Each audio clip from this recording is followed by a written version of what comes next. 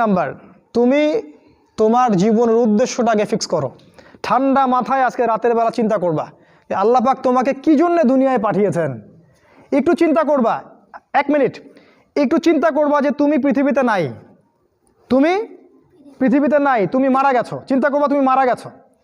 এরপর চিন্তা করবা তুমি যে মারা গেছো পৃথিবীর কারো কোনো সমস্যা হচ্ছে কিনা।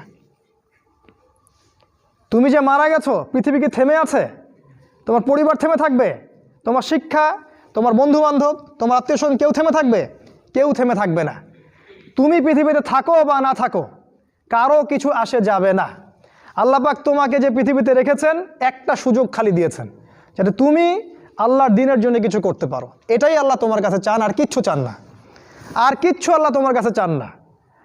আল্লাহ চান তুমি একজন ভালো মানুষ হও, ভালো মুসলিম হও এবং দ্বীনের জন্য কিছু খেদমত করে পৃথিবী থেকে বিদায় নাও।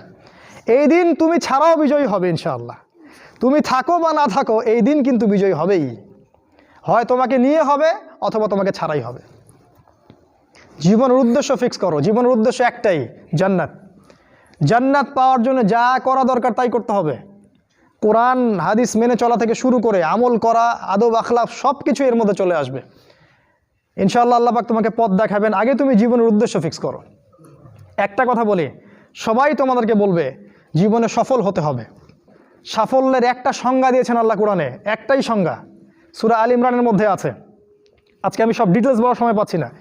সূরা আল ইমরানের মধ্যে আছে কুল্লু নাফসিন যায়িকাতুল মাউত, প্রত্যেকটা নফস মারা যাবে এবং কিয়ামতের মাঠে তাদের পুরোপুরি প্রতিদান তাদেরকে দেয়া হবে। এখানে আল্লাহ সাফল্যের সংজ্ঞা দিয়েছেন, ফামান যুহজিহা আনিন নার ওয়া উদখিলাল জান্নাহ ফাকাদ ফাজ। ওই দিন কিয়ামতের মাঠে যাকে জাহান্নাম থেকে বাঁচানো হবে আর জান্নাতে প্রবেশ করানো হবে, ফাকাদ ফাজা, এই ব্যক্তি হচ্ছে সফল। সাফল্যের সংজ্ঞা কোথায় পাইলেন? যদি আমরা জাহান্নাম থেকে বাঁচতে পারি প্রত্যেক ব্যক্তি এবং জান্নাতে যেতে পারি সেই সফল, এছাড়া কেউই সফল না। এই পৃথিবীর কেউই সফল না।